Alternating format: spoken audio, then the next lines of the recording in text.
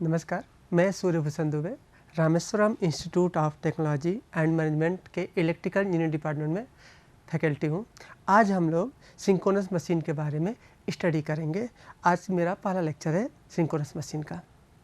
तो आज हम लोग सिंक्रोनस मशीन में कंस्ट्रक्शन के बारे में स्टडी करेंगे। कंस्ट्रक्शन को पढ़ने से पहले हम लोग कुछ उसके बारे में इंट्रोडक्शन समझते हैं कि पॉलीफेज सिंक्रोनस मशीन क्या होती है। अब हमने यहाँ पर सिंक्रोनस मशीन इसलिए लिखा क्योंकि सिंक्रोनस मशीन मोटर भी होता है और जनरेटर भी होता है, इसलिए दोनों का चूँकि कंस्ट्रक्शन सेम होता है, इसलिए यहाँ पर हम लोग सिंक्रोनस मशीन के बारे में स्टडी करेंगे। अब क्या होता है, पॉलीफेज सिंक्रोनस मशीन एक डबली फेड एसी मशीन होती है। मतलब इसका मतलब डबली एक्साइटेड मशीन क्या होती है, इसके स्टेटर में भी सप्लाई दी जाती है और रोटर में भी सप्लाई दी जाती है, जिसमें फील्ड वाइंडिंग को डीसी सप्लाई दी जाती है। रोटर में क्या होती है, आपकी फील्ड वाइंडिंग होती है, और यहाँ पर हम लोग क्या फील्ड वाइंडिंग को हम लोग डीसी सप्लाई देते हैं। किसके थ्रू देते हैं, स्लिप रिंग के द्वारा दी जाती है। तथा आर्मेचर वाइंडिंग को एसी सप्लाई दी जाती है या ली जाती है। अगर ये मोटर होता है तो इसको एसी सप्लाई दी जाती है, अगर ये जनरेटर होता है तो इसको हम लोग क्या करते हैं, एसी सप्लाई इससे हम लोग लेते हैं। इसकी स्पीड कांस्टेंट होती है, इस स्पीड को सिंक्रोनस स्पीड कहते हैं। मतलब ये मोटर हो या जनरेटर हो, दोनों के कंडीशन में इसकी स्पीड क्या होती है, कांस्टेंट होती है, जिसको हम लोग क्या कहते हैं, सिंक्रोनस स्पीड बोलते हैं। अब बात करते हैं कि ये जो आर्मेचर वाइंडिंग कहाँ पर होती है। आर्मेचर वाइंडिंग जनरली क्या होती है, आपके रोटर पर होती है, और आर्मेचर वाइंडिंग जनरली आपके स्टेटर पर होती है और फील्ड वाइंडिंग हमेशा आपके रोटर पर होती है। लेकिन कभी कभी इसका उल्टा भी सत्य होता है। जैसे हमने लिखा, सामान्यतः आर्मेचर वाइंडिंग स्टेटर पे होती है और फील्ड वाइंडिंग रोटर पर होती है। जैसे हम लोग पीछे यहाँ पर देख भी सकते हैं कि यहाँ पर ये आपके क्या है, इस पर फील्ड वाइंडिंग है। फील्ड वाइंडिंग किस पर है, रोटर पर है, और आर्मेचर वाइंडिंग किस पर है, स्टेटर। ये आपका पूरा स्टेटर है, तो इस पर स्टेटर में क्या है, आपका आर्मेचर वाइंडिंग है। ये 99% ऐसा ही होता है। लेकिन यदि स्मॉल मशीन होती है तो इसका उल्टा भी सत्य है। लेकिन स्मॉल मशीन में इसका उल्टा भी सत्य है, अर्थात कि आपका आर्मेचर वाइंडिंग रोटर हो जाएगा और फील्ड वाइंडिंग स्टेटर पर भी कर दिया जाता है। लेकिन इसकी जो प्रोबेबिलिटी होती है वो बहुत कम होती है, 2 या 3% होता है। अब बात करते हैं कि आर्मेचर वाइंडिंग क्यों स्टेटर पर रखी जाती है। इसको स्टेटर पर रखने से क्या होता है, आर्मेचर वाइंडिंग स्टेशनरी होती है, और जो हम लोग सप्लाई ली जाती है वो हम लोग किससे लेते हैं, आर्मेचर वाइंडिंग से लेते हैं। अब बात करते हैं advantage of stationary armature winding.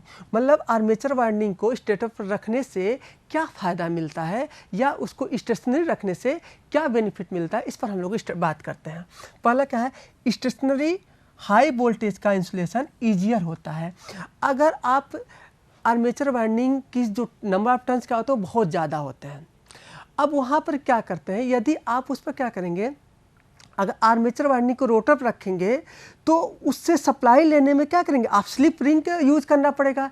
तो इससे क्या होगा, और उससे जो इंसुलेशन होगा वो क्या होगा, ईजी नहीं होगा। अब क्या हमने लिखा, स्टेशनरी हाई वोल्टेज का इंसुलेशन ईजियर होता है। मतलब उसको हम इजली से जितना ज़्यादा वोल्टेज बढ़ाएंगे उसका इंसुलेशन क्या होता, उतना ज़्यादा बढ़ाना पड़ेगा। इसलिए यहाँ पर हम लोग क्या करते हैं, आर्मेचर वाइंडिंग को हमेशा स्टेटर पर रखा जाता है। दूसरा क्या बोले, नंबर ऑफ स्लिप रिंग की आवश्यकता केवल 2 होती है और स्लिप रिंग की साइज छोटी होती है। अगर आप आर्मेचर वाइंडिंग को किस पर बना दें, आर्मेचर वाइंडिंग को रोटर पर बनाएंगे तो यहाँ पर स्लिप रिंग की 3 की आवश्यकता पड़ेगी। और चूंकि डीसी सप्लाई देनी होती है, डीसी सप्लाई में क्या होती है, फील्ड वाइंडिंग होती है। अगर उसको आप बनाएंगे रोटर पर तो वहाँ पर 2 स्लिप की आवश्यकता पड़ती है।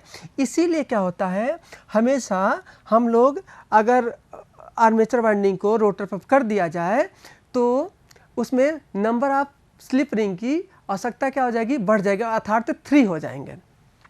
नेक्स्ट क्या है, लोड को स्टेशनरी आर्मेचर से कनेक्ट करना ईजियर होता है। अब क्या होता है, जो लोड किससे हमेशा कनेक्ट होता है, आर्मेचर वाइंडिंग से।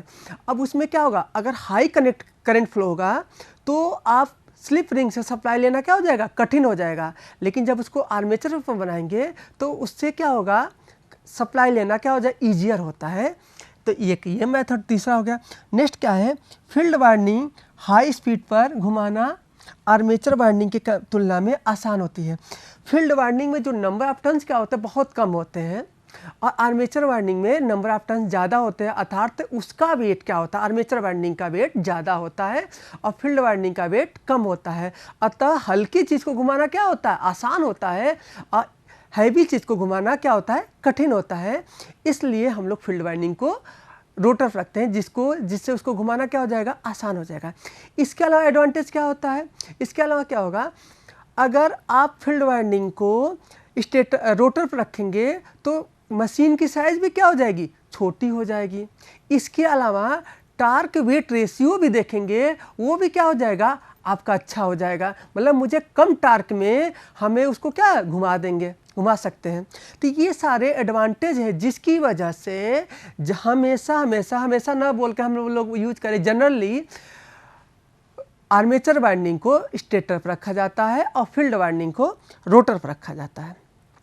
अब बात करते हैं कि सिंक्रोनस मशीन कितने प्रकार के होते हैं। तो टाइप ऑफ सिंक्रोनस मशीन यह दो प्रकार की होती है, एक जनरेटर होता है और दूसरा मोटर होता है। जैसा हम बोल चुके हैं, इसलिए हम लोग सिंक्रोनस मशीन बोल रहे थे शुरू में ही। अब बात करते हैं सिंक्रोनस जनरेटर क्या होता है। अब देखो भाई क्या है, हम पहले ही बोल चुके हैं कि जो स्पीड इसकी क्या होती है, कांस्टेंट होती है। यह कांस्टेंट स्पीड पर मैकेनिकल पावर को एक्टिव पावर में कन्वर्ट करता है।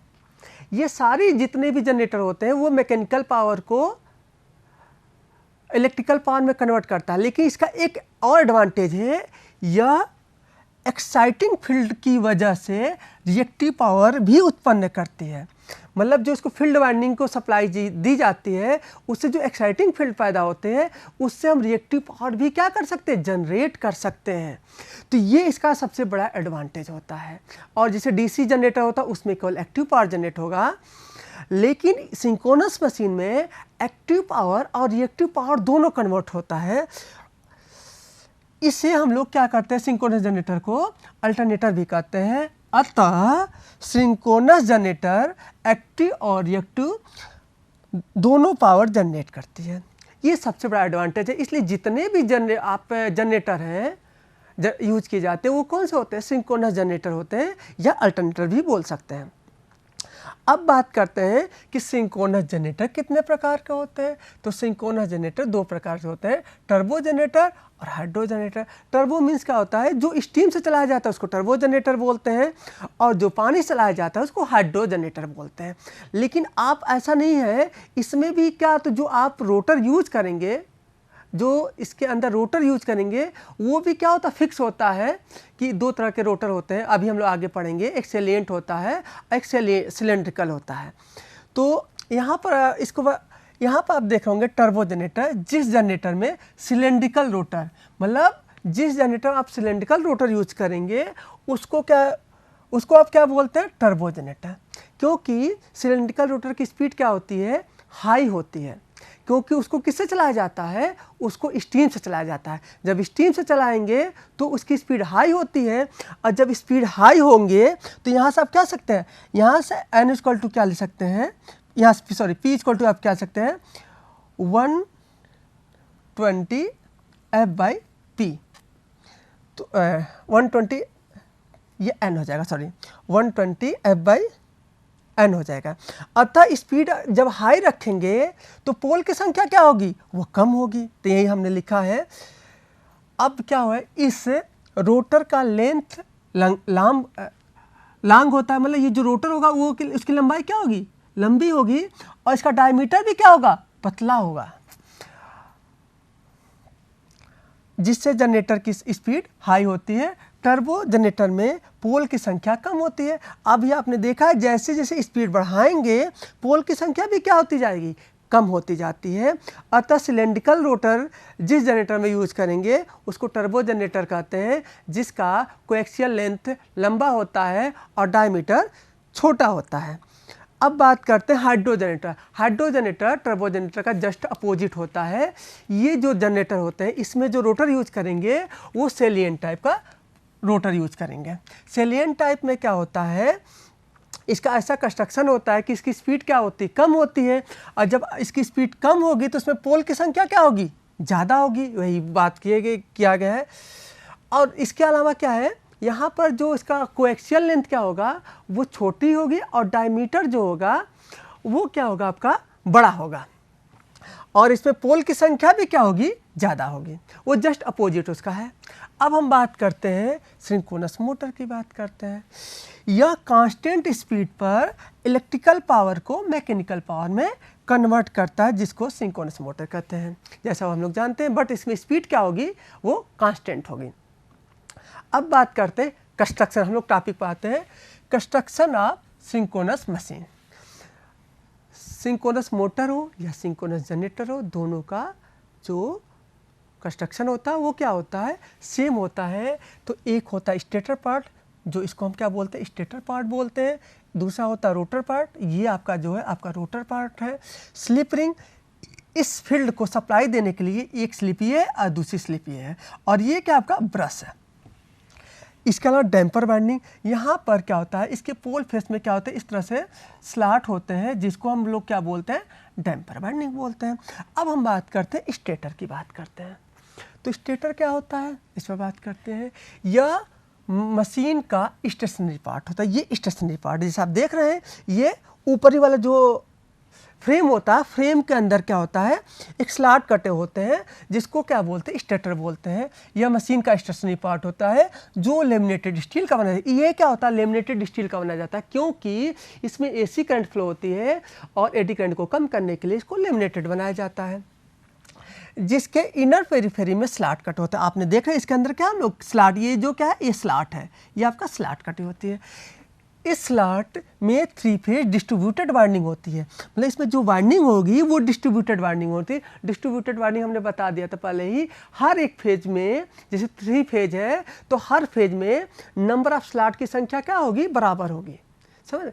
तो यहाँ पर ये डिस्ट्रीब्यूटेड वाइंडिंग होती है, जिसे आर्मेचर वाइंडिंग भी कहते हैं।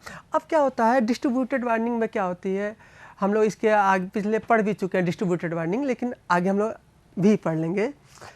अब हम लोग बात करते हैं, यहाँ पर आपने देखा है ये आपका स्टेटर है, इसके अंदर स्लॉट है, और इसमें इसके अंदर क्या है, वाइंडिंग लगी हुई है, और ये का इंसुलेटेड पेपर लगे होते हैं, जिससे इसका इंसुलेशन क्या हो, इस वायर का इस स्टेटर से क्या हो, इंसुलेशन अच्छा हो। अब बात करते हैं सिंक्रोनस जनरेटर में आर्मेचर वाइंडिंग को स्टार में कनेक्ट किया जाता है। मतलब जो आपका आर्मेचर अंदर, ये जो आर्मेचर वाइंडिंग है, इस आर्मेचर वाइंडिंग में जो कनेक्शन करेंगे, अगर वो जनरेटर है तो उसको जनरली स्टार में किया जाता है। अब आप सोचेंगे कि इसको स्टार में क्यों क्या किया जाता है जनरेटर के कंडीशन में, इसलिए स्टार में किया जाता है, जिससे इसमें जो वोल्टेज होता है, ईएमएफ की वैल्यू होती है, वो क्या होती है, नंबर ऑफ टर्न्स के प्रोपोर्शनल होती है। मतलब जितना ज़्यादा नंबर ऑफ टर्न्स होंगे वाइंडिंग में, उतना ही ज़्यादा उसमें ईएमएफ इंड्यूस होगा। अगर आप देखेंगे कि अगर उसको स्टार में करेंगे तो उसमें लाइन वोल्टेज की वैल्यू क्या होगी, अगर डेल्टा में करेंगे उससे क्या होगी, आपकी ज़्यादा होगी, √3 टाइम्स ज़्यादा होगी, क्योंकि देखिए ये जो वोल्टेज होगा ये क्या होगा, ये डेल्टा के बराबर होगा। तो इसमें हमें √3 टाइम्स क्या हो जाएगा, डेल्टा के कंपेयर में ज़्यादा मिलेगा। तो क्योंकि इंड्यूस ईएमएफ का मान वाइंडिंग के नंबर ऑफ टर्न्स पर निर्भर करता है, अतः सेम लाइन वोल्टेज के लिए स्टार कनेक्टेड वाइंडिंग में डेल्टा कनेक्टेड वाइंडिंग की तुलना में लेस टर्न्स की आवश्यकता होती है। आपने देखा अगर सेम वोल्टेज मुझे पैदा करना है तो हमें स्टार की कंडीशन में नंबर ऑफ टर्न्स क्या होंगे, कम होंगे। नेक्स्ट बात करते हैं रोटर की बात करते हैं। यह मशीन का रोटेटिंग पार्ट होता है, मतलब जो घूमता है, ये आपका क्या रोटेटिंग पार्ट होता है। यह सॉलिड फॉर्ज स्टील का बनाया जाता है। अब वहाँ आपने क्या देते, लेमिनेटेड स्टील का बनाया जाता है, लेकिन यहाँ पर सॉलिड का बनाया जाता है। आप सोचते होंगे ऐसा क्यों होता है, ऐसा इसलिए बनाया जाता है क्योंकि इसको हम डीसी सप्लाई देते हैं, और डीसी सप्लाई में एडी करंट लॉसेज नहीं होता, इसलिए इसको हम सॉलिड फॉर्ज्ड स्टील का बनाया होता है, जिस पर फील्ड वाइंडिंग लगी होती है। और इस फील्ड वाइंडिंग को आप देख रहे हैं डीसी सप्लाई देते हैं, किसके थ्रू देते हैं, स्लिप रिंग के द्वारा देते हैं। अब चूंकि डीसी सप्लाई को तो पॉजिटिव और निगेटिव होता है, इसलिए स्लिप रिंग की संख्या क्या होगी, ऑलवेज 2 होगी। अब बात करते हैं इस फील्ड वाइंडिंग, जो इसके अंदर जो वाइंडिंग जो वो होता है आपका कंसंट्रेटेड वाइंडिंग होती है, और उसमें रोटर में जो स्टेटर में क्या होती है आर्मेचर वाइंडिंग, वो डिस्ट्रीब्यूटेड वाइंडिंग होती है। इसको ध्यान रखिएगा। को 2 स्लिप रिंग के द्वारा डीसी सोर्स से कनेक्ट किया जाता है। जैसे आप देख रहे हैं, इसको सप्लाई देने के लिए हम लोग क्या करते हैं, डीसी सप्लाई देते हैं। किसके थ्रू देते हैं, स्लिप रिंग के द्वारा दिया जाता है। इस डीसी सोर्स को एक्साइटर कहते हैं, मतलब ये जो सप्लाई दे रहा है उसको क्या बोलते हैं, एक्साइटर कहते हैं। यह एक्साइटर डीसी शंट या कंपाउंड जनरेटर होता है। मतलब जो इसको सप्लाई देंगे आप अलग से भी दे सकते हैं, लेकिन आप देखेंगे जनरली उसमें जो डीसी सप्लाई दी जाती है उसमें उसी के अंदर डीसी शंट जनरेटर या कंपाउंड जनरेटर शाफ्ट पर लगा दिया जाता है, जिसको सिंक्रोनस की शाफ्ट पर माउंटेड होती है। मतलब उसी के अंदर क्या होता है, जनरेटर के अंदर ही जनरेटर के अंदर शाफ्ट पर ही डीसी शंट जनरेटर या कंपाउंड जनरेटर से उसको सप्लाई दी जाती है। अब बात करते हैं रोटर कितने प्रकार के होते हैं। तो रोटर अभी हम पहले देख चुके हैं कि रोटर 2 प्रकार के होते हैं, एक सैलिएंट और दूसरा सिलेंड्रिकल या नॉन सैलिएंट बोलते हैं। उसका कंस्ट्रक्शन भी देख लेते हैं। अब बात करते हैं सैलिएंट। सैलिएंट की हिंदी क्या होती है, सैलिएंट की हिंदी होती है उभरा हुआ है। तो आप इसका पोल देख रहे होंगे उभरा हुआ है। तो इस प्रकार के रोटर में पोल उभरा रहता है, आप देख रहे हैं, जिससे एयर गैप एक समान नहीं होता। जिससे एयर गैप क्या होगा, यहाँ पर सबसे कम होगा एयर गैप, यहाँ पर एयर गैप क्या होगा, सबसे ज़्यादा होगा। पोल के सेंटर पर एयर गैप का मान मिनिमम होता है, यहाँ पर एयर गैप कम होगा, तथा दो कंसेक्यूटिव पोल के बीच एयर गैप का मान मैक्सिमम होता है। मतलब इस पोल से इस पोल के बीच में एयर गैप क्या होगा, ज़्यादा होगा। अब बात करते हैं, इस रोटर की स्पीड कम होती है। अब आप देख होंगे कि स्पीड कम होगी। क्यों कम होगी, आप देख सकते हैं एयर गैप ज़्यादा होने की वजह से क्या होगा, आपका रोटर का हाई स्पीड पर विंडेज लॉसेज ज़्यादा होता है। अब इसका अगर स्पीड से उसको घुमाएंगे तो यहाँ पर क्या होगा, एयर गैप ज़्यादा है तो यहाँ पर क्या हो जाएगा, आपका विंडेज लॉस भी क्या होता जाएगा, बढ़ता जाएगा। अब बात करते हैं दूसरा क्या है, रोटर का मैकेनिकल स्ट्रेंथ का मान कम होता है। अब इसका जो रोटर का हाई स्पीड पर घुमाएंगे तो ये क्या हो जाएगा, रोटर को ख़राब होने का डर बना रहता है, इसलिए इसकी स्पीड क्या रखी जाती है, कम रखी जाती है। और जबकि आप वाटर में जब इसको जनरेटर की तरह यूज़ करते हैं तो वाटर टरबाइन में यूज़ करते हैं या हाइड्रो जनरेटर में यूज़ करते हैं, तो इसलिए यहाँ पर इसकी स्पीड कम होती है और इसलिए इसको हाइड्रो जनरेटर में प्रयोग किया जाता है। अब बात करते हैं नॉन सैलिएंट या सिलेंड्रिकल पोल टाइप। यह स्मूथ रेडियल सिलेंड्रिकल होता है। आप देख रहे हैं ये क्या सिलेंड्रिकल है, स्मूथ रेडियल सिलेंड्रिकल होता है। इसमें एयर गैप यूनिफॉर्म होता है, चूंकि ये सिलेंड्रिकल होता है इसलिए इसका एयर गैप क्या होगा, यूनिफॉर्म होगा। इसकी आउटर पेरिफेरी में स्लॉट कटे होते हैं। आप यहाँ देखेंगे, यहाँ ये क्या है, स्लॉट है, जो लाइन दिख रही है वो क्या है, स्लॉट होती है। यह फील्ड वाइंडिंग इस स्लॉट में फील्ड वाइंडिंग को एम्बेडेड की होती है। इसी स्लॉट के अंदर क्या होती है, आपकी फील्ड वाइंडिंग क्या होती है, एम्बेडेड होती है, मतलब धसी होती है। यह फील्ड वाइंडिंग आपस में सीरीज में कनेक्ट होती है। मतलब इसके अंदर जो वाइंडिंग होती है, पहले हम बता देते हैं इसके अंदर कौन सी वाइंडिंग होती है, इसके अंदर आपकी कंसंट्रेटेड वाइंडिंग होती है और सारी वाइंडिंग आपस में क्या होती है, सीरीज में कनेक्ट होती है। मतलब एक नॉर्थ होगा दूसरा साउथ होगा, एक नॉर्थ होगा दूसरा साउथ होगा, इस तरह से होता है, जिससे स्लिप रिंग के द्वारा डीसी सप्लाई दी जाती है, जैसा आपने देख सकते हैं। अब बात करते हैं इस रोटर की स्पीड क्या होती है, हाई होती है। और 2 तरह के अभी हम जनरेटर की बात किए थे, एक टर्बो एक सिलेंड्रिकल। टर्बो में जो प्राइम मूवर होता है वो स्टीम होता है और हाइड्रो में क्या होता है, वाटर होता है। चूँकि स्टीम की स्पीड क्या होती है, हाई होती है, अतः टर्बो जनरेटर में आपका सिलेंड्रिकल जनरेटर का प्रयोग किया जाता है, जिसे टर्बो जनरेटर कहते हैं। अब बात करते हैं थोड़ा सा उसके इंडक्शन मोटर और सिंक्रोनस मोटर में थोड़ा सा कंपैरिजन देखते हैं। इंडक्शन मोटर के स्टेटर और सिंक्रोनस मोटर या सिंक्रोनस मशीन के स्टेटर का जो कंस्ट्रक्शन और वाइंडिंग जो होती है वो क्या होती है, बिल्कुल एग्जैक्टली सेम होती है। मतलब उसके अंदर भी आपका डिस्ट्रीब्यूटेड वाइंडिंग होती है, इंडक्शन में भी होती है स्टेटर में, और सिंक्रोनस में भी क्या होती है, डिस्ट्रीब्यूटेड वाइंडिंग होती है। उसमें जो रोटर होता है इंडक्शन मोटर में वो आपका वाउंड होता है या केज होता है, लेकिन जो वाउंड मोटर होता है उसमें क्या होता है, स्लिप रिंग लगे होते हैं। इसके सिलेंड्रिकल में भी क्या होता है, स्लिप रिंग लगे होते हैं। तो हम ये आप देख रहे होंगे, ये क्या सिलेंड्रिकल सिंक्रोनस मशीन का है और ये इंडक्शन मशीन का है। इसमें आप देख करके कैसे समझेंगे कि ये इंडक्शन मशीन का रोटर है और ये सिंक्रोनस मशीन का रोटर है। पहली बात क्या है, इसमें डीसी सप्लाई दी जाती है सिंक्रोनस में, अतः इसमें 2 स्लिप रिंग हो गए। इससे क्या, इसमें 3 फेज सप्लाई जनरेट होती है, जिसको हम लोग शॉर्ट सर्किट कुछ करते हैं, तो इसमें क्या होगा, 3 फेज होगा इसमें, इसलिए आपको हमेशा क्या कितनी दिखाई देगी, 3 स्लिप दिखाई देगी। पहली बात तो इसमें 2 स्लिप दिखाई देगी। दूसरी एक बात और, इसमें जो वाइंडिंग होगी वो कौन सी वाइंडिंग होगी, डिस्ट्रीब्यूटेड वाइंडिंग होगी, इसमें कंसंट्रेटेड वाइंडिंग होगी। इसके अलावा इसमें जो स्लॉट होंगे वो क्या होंगे, तिरछे होंगे, इस तरह से तिरछे होंगे। इसमें जो स्लॉट होंगे वो सीधे सीधे होंगे। इसमें क्या होता है, लेमिनेटेड प्रयोग, लेमिनेटेड मटेरियल का बना स्टील होता है, इसमें सॉलिड स्टील होता है, क्योंकि इसमें एडी करंट लॉस होता है। इसमें एडी करंट लॉस नहीं होगा क्योंकि इसमें डीसी करंट होती है। एक चीज़ आपको और बताते हैं, किसी किसी सिंक्रोनस मशीन में आपको 2 की जगह, 2 स्लिप रिंग की जगह 5 स्लिप रिंग दिखाई देंगे। या इसका मतलब ये है कि वो जो सिंक्रोनस मशीन है उसको हम मोटर की तरह यूज करेंगे, सिंक्रोनस मोटर को, और वो सेल्फ स्टार्टिंग होगा। मतलब उसके अंदर एक इंडक्शन के प्रिंसिपल पर सेल्फ स्टार्टिंग हो जाएगा, और जब वो स्टार्ट हो जाता है फिर उसको वो जो आपका 3 स्लिप रिंग है उसको हम लोग जो शॉर्ट सर्किट किया हो जाता है इंडक्शन मशीन में जैसा किया जाता है उसको ओपन कर दिया जाता है। तो कहीं कहीं पर इसकी ये बहुत कम दिखता है, लेकिन जहाँ पर लोड पर अगर सिंक्रोनस मशीन को स्टार्ट करना होता है वहाँ पर हम लोग यहाँ पर 2 स्लिप की जगह आपको 5 स्लिप दिखाई देगा।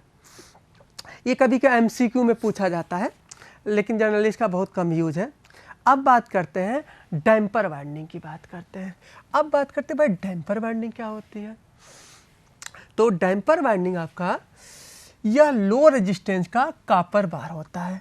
मतलब ये जो आपका है, ये जो आपका रोटर है, इस रोटर में क्या ये आपका डैम्पर वाइंडिंग लगा दी गई है, जिसे सैलिएंट पोल के फेस में एम्बेडेड किया जाता है। इसके अंदर क्या कर एम्बेडेड कर दिया जाता है। इसके लगने से क्या फ़ायदा होता है, तो उसको भी हम लोग देखते हैं। इस कॉपर बार को कॉपर स्ट्रिप से शॉर्ट सर्किट कर दिया जाता है।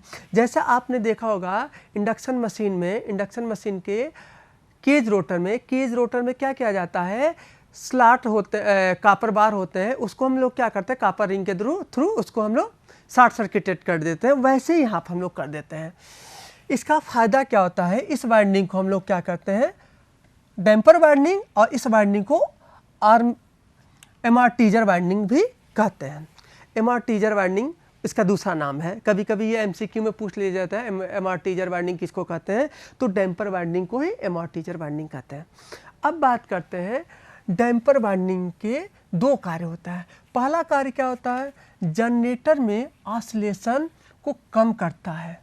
अब आप सोचते होंगे भाई ऑसिलेशन क्या होता है, तो आपका ऑसिलेशन क्या होता है, जैसे सिंक्रोनस जनरेटर की बात करते हैं। सिंक्रोनस जनरेटर में 2 तरह के जनरेटर होते हैं, एक टर्बो होता है, एक हाइड्रो होता है। हाइड्रो में क्या होता है, सैलिएंट पोल यूज होता है। तो सैलिएंट पोल यूज होने के साथ साथ हाइड्रो में क्या होता है, कभी पानी ज़्यादा आता है, कभी पानी कम आता है।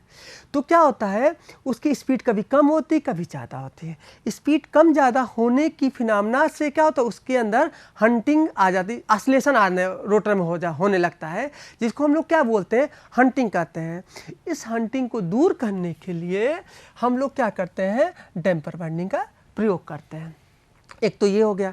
दूसरी हम लोग बात करते हैं कि डैम्पर वाइंडिंग आप देखते होंगे कि ये जनरली किस में प्रयोग किया जाता है, सैलिएंट पोल में। ओनली ना बोलकर हम लोग को बोलना चाहिए जनरली। मतलब ये सैलिएंट पोल में, सिलेंड्रिकल में इसका प्रयोग नहीं किया जाता है। क्यों नहीं किया जाता है, क्योंकि सिलेंड्रिकल जनरेटर में जो प्राइम मूवर होता है वो क्या होता है, स्टीम होता है, और स्टीम में क्या होता है, स्मूथ निकलता है।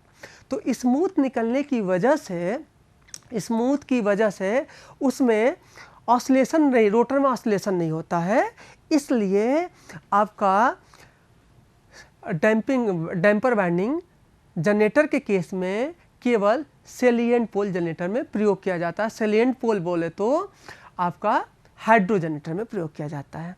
दूसरी बात करते हैं सिंक्रोनस मोटर को स्टार्ट करता है। एक्चुअल में क्या होता है सिंक्रोनस मोटर, अभी हम लोग बाद में इसका ऑपरेशन पढ़ेंगे सिंक्रोनस मोटर के बारे में। तो सिंक्रोनस मोटर क्या होता है, सेल्फ स्टार्टिंग नहीं होता है। तो सेल्फ स्टार्टिंग करने के लिए मुझे क्या करना होता है, एक तो होता है कि भाई उसको किसी प्राइम मूवर से घुमा दे, और दूसरी कंडीशन ये होती है कि उसमें कुछ ऐसा कर दें कि वो सेल्फ स्टार्टिंग हो जाए। तो हम लोग क्या कर देते हैं, इसके अंदर ये स्लॉट लगा देते हैं जिसको डैम्पर वाइंडिंग कहते हैं। इसकी वजह से उसमें क्या हो जाए, इंडक्शन का प्रिंसिपल उत्पन्न हो जाता है, और इंडक्शन के प्रिंसिपल पे ये स्टार्ट हो जाता है, और फिर मैग्नेटिक लॉकिंग की वजह से ये सिंक्रोनस स्पीड पे घूमने लगता है। मतलब क्या हुआ, डैम्पर वाइंडिंग क्या करता है, सिंक्रोनस मोटर को स्टार्ट करता है। हाँ, तो आज हम लोग इतना कंस्ट्रक्शन के बारे में स्टडी किए, तो इसमें हम लोग देखते हैं इसमें क्वेश्चन क्या क्या आते हैं। इसमें हम लोगों ने जो कंस्ट्रक्शन के बारे में स्टडी किया, तो इसमें बहुत सारे MCQ आते हैं जो कंपटीशन में आते हैं। पहला तो ये था कि जो टर्बो जनरेटर होता है, टर्बो जनरेटर में जो हमने क्या बोला था कि इसका जो कोएक्सियल लेंथ क्या होती है, ज़्यादा होती है, और डायमीटर क्या होता है आपका, ज़्यादा होता है। कोएक्सियल लेंथ ज़्यादा होती है और डायमीटर छोटा होता है। डायमीटर आपका क्या होता है, स्मॉल होता है। इससे क्या हो जाता है, ये एग्जाम में पूछा जाता है कि किस मशीन का, कि टर्बो जनरेटर का कोएक्सियल लेंथ क्या होता है, लंबा होता है या छोटा होता है। तो ये MCQ का क्वेश्चन था, इसलिए इसको हमने ये किया। और दूसरा हमने बोला था, आपको याद होगा कि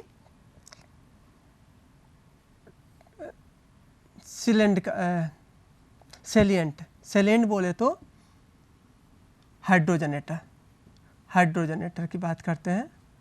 तो हाइड्रो जनरेटर में क्या होता है, इसका कोएक्सियल लेंथ छोटी होती है बट डायमीटर क्या हो जाता है, बड़ा होता है। तो ये भी MCQ में होता है। अब आप ये यहाँ सोच भी सकते हैं कि इसका डायमीटर क्यों छोटा होता है, कोएक्सियल लेंथ बड़ा होता है, क्योंकि इसकी स्पीड क्या होती है, टर्बो है, तो टर्बो किससे चलेगा, आपका स्टीम से चलेगा।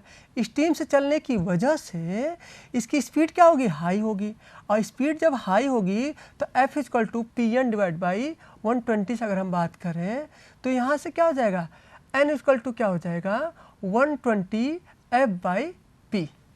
तो स्पीड आपका क्या है, ज़्यादा है, तो नंबर ऑफ पोल्स क्या होंगे, कम होंगे।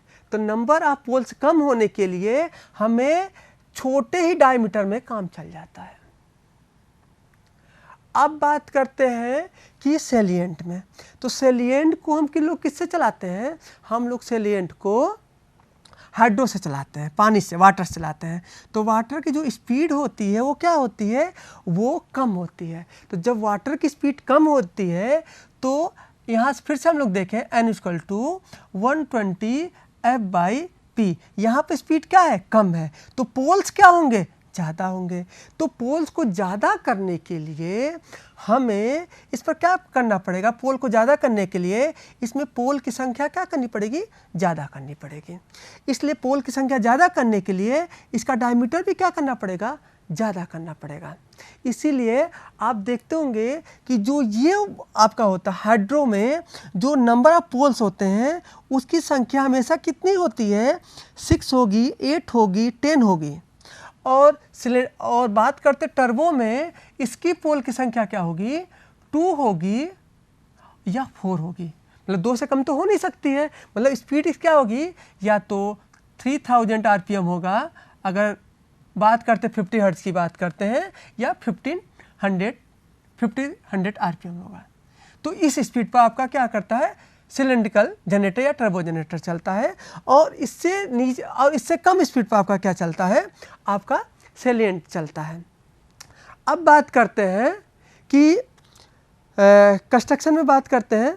तो कंस्ट्रक्शन में हमने देखा कि जो स्लिप रिंग कितने होते हैं। तो स्लिप रिंग आपके सिलेंड्रिकल में जो भी आप सिंक्रोनस की बात करते हैं उसमें स्लिप रिंग 2 होते हैं, लेकिन अभी हम लोग पीछे डिस्कस भी किए थे कि वो कभी कभी 3 होते हैं।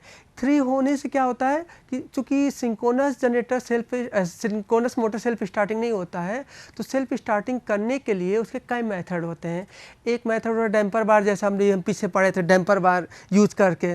दूसरा क्या होता है, उसके अंदर इंडक्शन का 3 फेज डिस्ट्रीब्यूटेड वाइंडिंग कर दें, जिसकी वजह से उसके 3 स्लिप रिंग और बढ़ जाते हैं। और उसके एक जो जनरली यूज़ किया जाता है, किसी हम प्राइम मूवर से क्या करते हैं, उसको मूव करा दें, तो इसलिए उसमें 5 हो जाते हैं। तो आज के लिए इतना रखते हैं, फिर आगे। ओके, नमस्कार जी।